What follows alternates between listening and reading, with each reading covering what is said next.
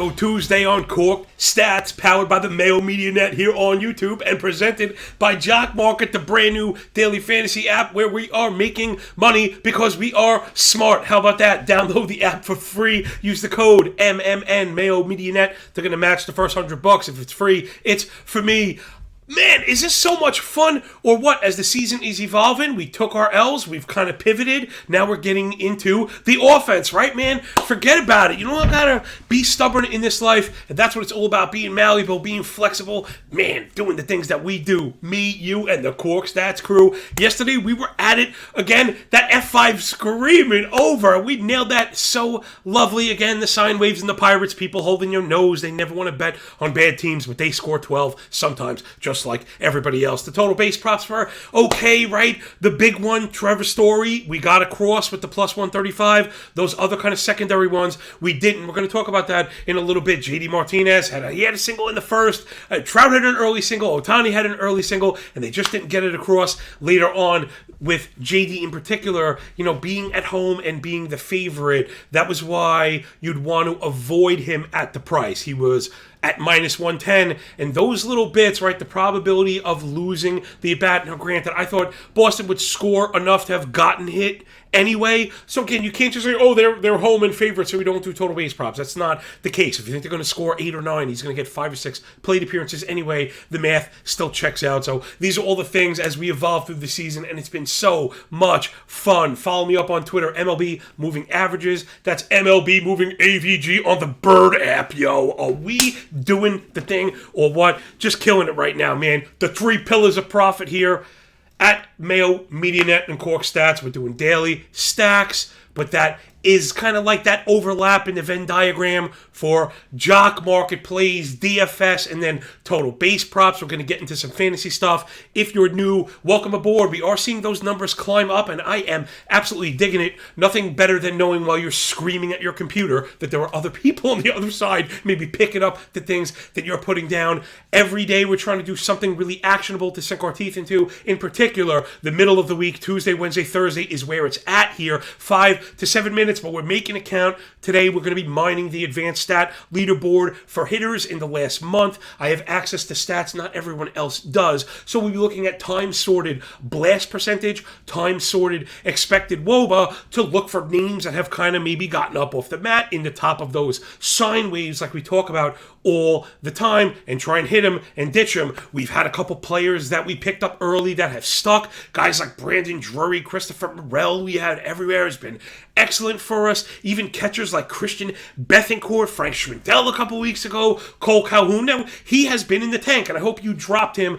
Maybe we'll circle back on Fridays. That'll be something that we do. Kind of look back at the guys that we've added. Cole Calhoun, we squeezed the juice. We got a nice drink, and then you toss him. That's just the way it goes. But a guy like him, we picked up, like I said, the top of the sun. We've got 2.5 or 3 weeks of top-level production from Cole Calhoun for just $1 or $2. All the things that we're doing here. Let's dive up into it. We have a ridiculous amount of work to do, and I just keep stepping up the output. Now, today is a full slate. All the games are late at 6:40 or later. Jock Market is split into 2 slates. Everything before 8:05, everything after 8:05. We're going to do a bit of everything, but man, we got some gas cans going today. We're not going to get to everybody. You're going to have to follow me on Twitter. I will have the Patreon page up at least the very best of my abilities, man. I'm a bit over my skis. I have a lot of big news coming up from The Athletic. I've got some football stuff, rocking and rolling, NFL moving average stuff going on. If you followed me last season, we just did awesome in fantasy and betting. We almost took down that playoff best ball tournament. I'm doing the whole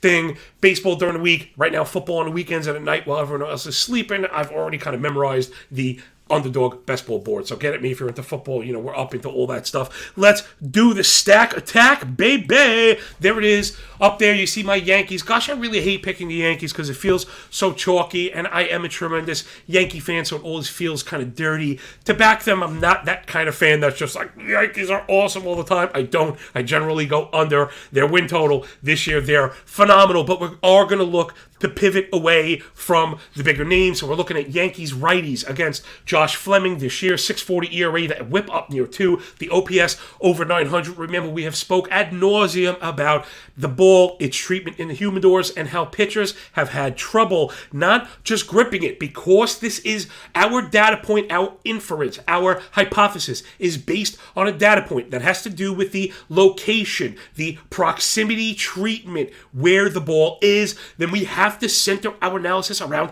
that. If there are players that are having trouble on the road, the ball feels different than it does at home. If there are guys really struggling at home, the way the ball is coming out of that humidor may be affecting them. That's the long story short. We want to be looking at that. So it's not to overreact to small season stats here, but you have to keep in mind that it may be a trend worth jumping on. Fleming, too many balls in contact, 90% in-zone contact, paired with a 44% hard hit rate via StatCast. That's 95 miles an hour, right? So 90% of the balls in the zone are getting hit. 45% of those are going out the door at 95 miles an hour or better. 990 OPS to righties. Yes, it's a tiny set, but oh my goodness, the Yankees are so good. Give me the secondary Yankees today. Gleyber Torres, last 43 plate appearances against lefties, 1,200 OPS, a 581 ISO, 58% extra base rate. That is ridiculous. Doesn't matter if it's 3 plate appearances. 20% barrel, 16% blast, and 6 home runs against lefties in the last 30 days. Over to Josh Donaldson, the set a bit smaller, but again, like a player like him who has been known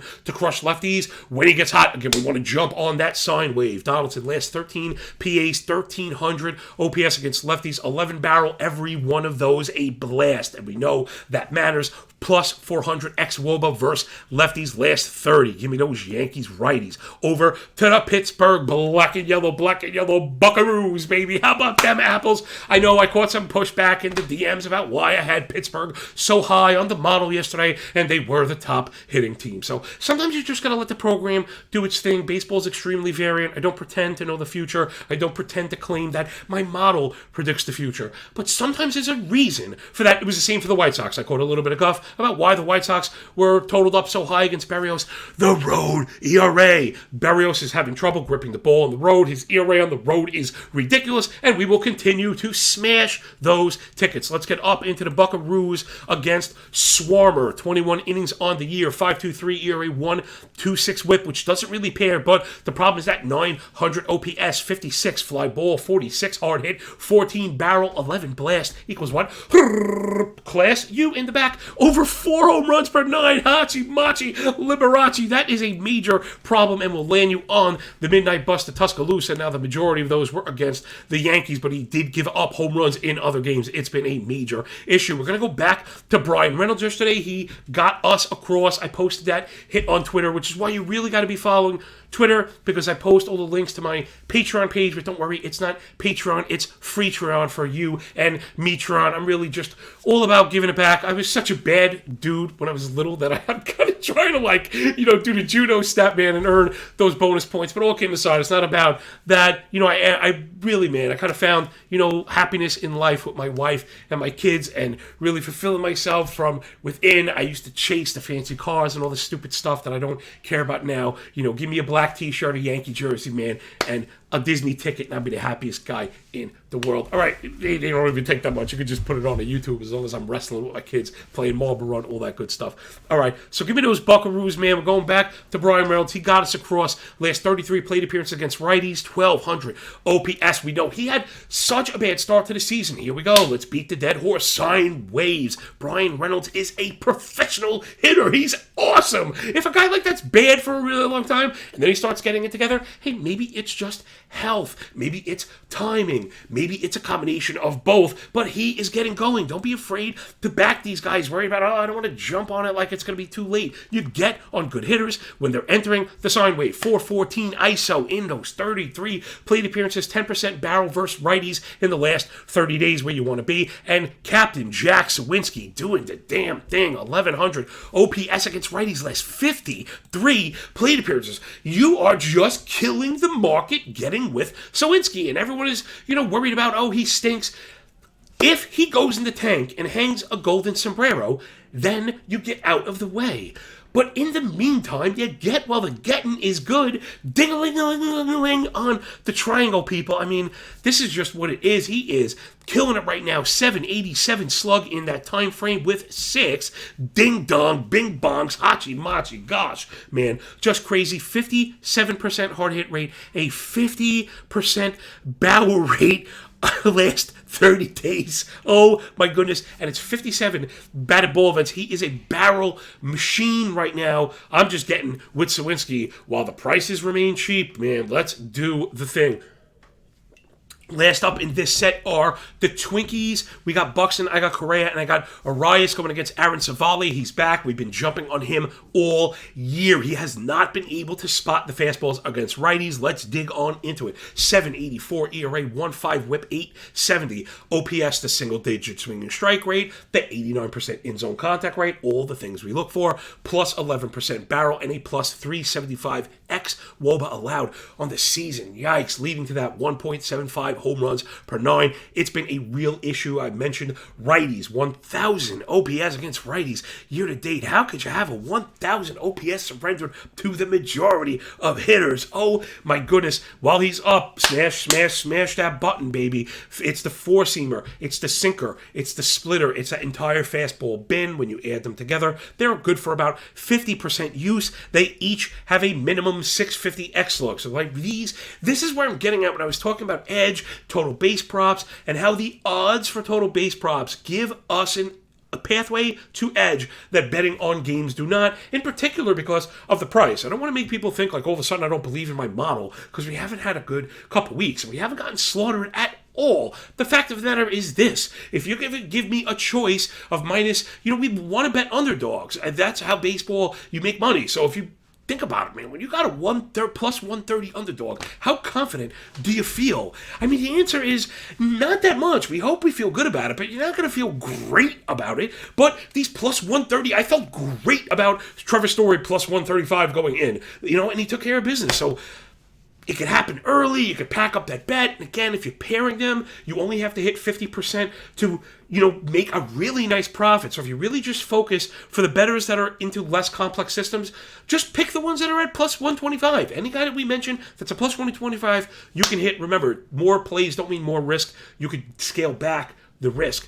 Just dial down, the amount you bet per play and keep the total per day the same amount. All right, let's get into the rest of the Twinkies. It's Buxton, Correa, Arias, like I mentioned, doing the things they do. The Twinkies hit fastballs, particularly right-handed fastballs. All three of those hitters have a plus 1,100 OPS last 30 plate appearances, last 30 days versus righties. Buxton good for 11 barrel, 10 blast. Correa good for 11 barrel, 465 expected WOBA on contact, and Araya a plus 400 xWOBA. And you're going to get them in, combination, in sequence, I guess I should say, one after the other. So they're in a lot of trouble. Get with everything Twins. The team totals are already jacked up, so I have a hard time paying for those, but I really do think they get the over 2.5 at 5. I think they get the over 3.5 for the game. So again, if you don't mind paying juice, the model is screaming on these things, which is why I put them on the sheet even if I'm not playing them. I'm just more of a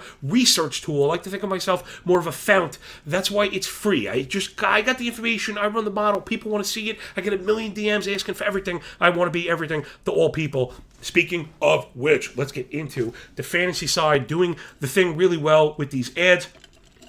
For the audio-only listeners, feels like a good time. Please rate, review, and subscribe if you're digging the show. Also, please press the like button. I think we might have just earned it right there. Who is doing this on a day-to-day basis? Gosh, this sounds like the type of show you'd think was scripted with the amount of craziness going on. Listen, this is just what we do. I live for it. I love it. And if you really want to give back, again, press the like button and tag Pat Mayo on Twitter. There is nothing I love better than getting tagged with Pat, because that is what moves the needle. Pat is a real G. He cares about people, interactions. Man, I'm telling you, we might have the magic going on, everybody, pushing this show to the front of the line. Let's get it for the audio-only listeners. I'll walk you through it. Again, we're mining the advanced statistical leaderboard to look for hitters that might pop just to get an idea of who to investigate that we might want to add. The league is very, very competitive right now, in particular on the pitching side, which we'll do tomorrow. So these are hitters inside the top 65 of blast percentage last 30. Right? I don't want to just give you the leaderboard. No one cares. Guess what? Giancarlo Stanton's awesome. Aaron Judge awesome. All right, go add those guys. Yeah, good luck with that. You can't trade for them or anything. So we're going to try and highlight guys that are hitting and I'm hoping are getting a little bit of playing time. I'm trying to filter that also as well, because sometimes these boards will mislead you. A guy will have a sick blast percentage. Yeah, he played 3 times the past 3 weeks. So, all right, let's get into it. At the top, Christian Bethancourt. Listen, we highlighted him. He's got skills. Not a nobody. He came from overseas. He fixed some stuff. He's got skills, and he's at the catcher position. He is, I hate to be like league winner, because he's not going to hit 50 home runs. But to get that kind of edge from a free player in a catcher league, especially in a 2-catcher league, phenomenal. He's doing the thing. 14.5% blast rate. Yes. And he's got no competition for playing time in Oakland. Get with Bethancourt. My boy Keston Hiura. The problem here is playing time, but he has been playing. So it's been 5 of the last 6. But this has happened before. They did throw the carrot in front of us. I jumped, and we missed. We could look at the board. He played like at 1.8 days in a row or 8 of 9. Listen, if this guy starts playing 8 of 9 and against lefties and righties, playing time is the first sign, right, of adding somebody. Then they kind of yanked it. They had injuries. Then I don't know. They were kind of a mess. Hiura is kind of a mess. But when he hits the ball, he hits it hard. Just keep an eye on him. Jake Berger, also, he's back. He's playing every day. Get with him. A lot of sharp people on him. We added him 2 weeks ago. I'm going to have to break out the receipts one day. I need an assistant. Anybody want to work for cheap? Let me know.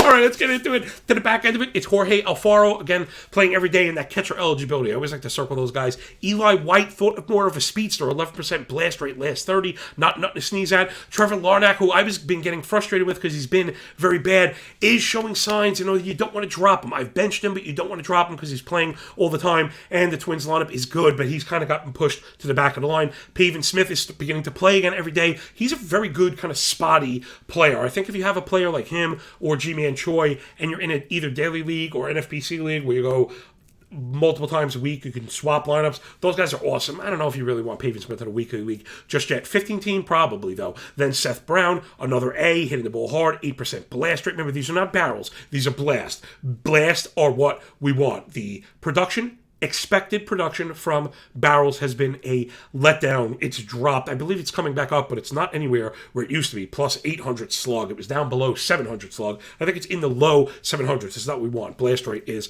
the nut hand. Then Harold Castro, who we've mentioned and added. I've mentioned added in deeper leagues. I like the eligibility. I keep him on my bench on certain teams. 15-team really mostly. But if you need somebody, he has played himself into that lineup. The Tiger is starting to get up off the mat. And then Juan Yepez, who hits the ball hard, and with Tyler O'Neill to the IL, Yepez should be getting full run. I have him on a ton of draft and holds. Run him out there. Yepez can be very good when the Cardinals kind of score in crazy bunches.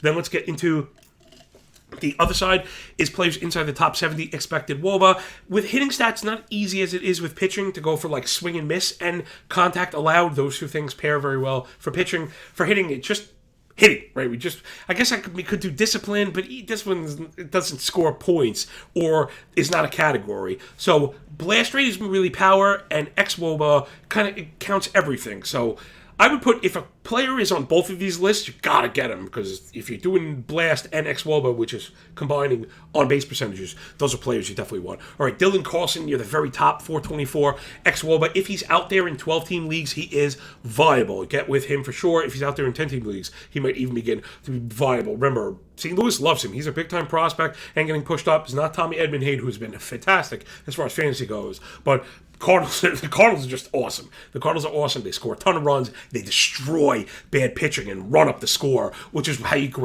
do excellent in fantasy. Then Jake Berger, who's on both lists, 416 X-WOBA last 30. Awesome. And Jake Berger, that's viable. And people are like crushing him. Oh, he's a flash in the pan. Who cares? Get with it right now. Then Kyle Farmer, another one. People flash in the pan. He stinks. He plays all the time in Cincinnati half the time. Get with Kyle Farmer. Add him. I believe he's probably 12-team relevant now. If you kind of have a MI, let's say. Then Christian Bethancourt, 392. Man, that's legit stuff right there. G-Man Choi, who I mentioned. Harold Castro. Jack Sawinski, who we mentioned before. J.D. Davis, who's beginning to play, along with Dylan Moore, who's beginning to play. Those are the kind of players that can become very interesting in deep leagues as the season progresses, because we know they're very talented. They're just kind of blocked. But if J.D. Davis is going to play the majority of days, he's very good. Same to be said for Dylan Moore, who will even steal you some bases. I think he's stealing a ton of bases right now. Gosh, maybe one if that was bad luck. All right, live TV is what it is. Let's get up into the bets. Everybody, you see it on the board. First looks, we broke down most of this. Let's dive into the F5 bet that I have up here. We did pretty well yesterday. Love that. And though I mentioned mostly trying to focus on totals, those I want to see some more weather today. Again, it's a really full slate. There was a ton of information to digest. There's a ton of bad pitchers, especially at night. Heasley's going against the Angels. We're going to have to dive into that. Chicho Gonzalez is going against the Cardinals. We're going to have to dive into that. I didn't really get to that. And then Marco Gonzalez is back. I know the A's stink, but sometimes that's a really great place to look for some offense. The game that I have highlighted is actually Colorado against Miami. My model was screaming on this one. It's Feltner against Castano against Feltner. We had mentioned he popped on the pitcher leaderboard the other week. And it's very easy to just throw the baby away with the bathwater when it comes to Colorado pitchers. But they can be very good. People see the ERA up near 5, 115 whip, 670 OPS. Like when you see a high whip for a guy in Colorado, and these stats count some home stuff, these are very good. 3.26 Sierra, like just numbers that are not... That's not your average bear, right? Those are not like just the guy numbers. 27% K to 6% walk is a plus 20%. K minus walk, 11%. Swing and strike, his shadow rate, that's a contact metric, up over 44. His in-zone contact rate down below 83. He can be in the zone. 49% ground ball rate. He keeps it down. So that's where we want to be. You just got to be careful. He struggled a bit against lefties. Miami have a couple of those. But other than that, the offenses are really both kind of mad. But Colorado beginning to get up off the mat, 300 batting average, last 7, 870 team OPS. That's like top 5 last 7. Miami offense has kind of stunk, and they're striking out a ton, 30% K rate last 7. Now that I'm looking at it, we probably want to look at the Feltner K prop is probably going to be legit also. So kind of you see how we build off these things as the day goes. Oh, this connects to this. This connects to this. I built a stack earlier. Now we went and checked the pricing, and Brian Reynolds was at plus 125 for total base props. He's going to be hitting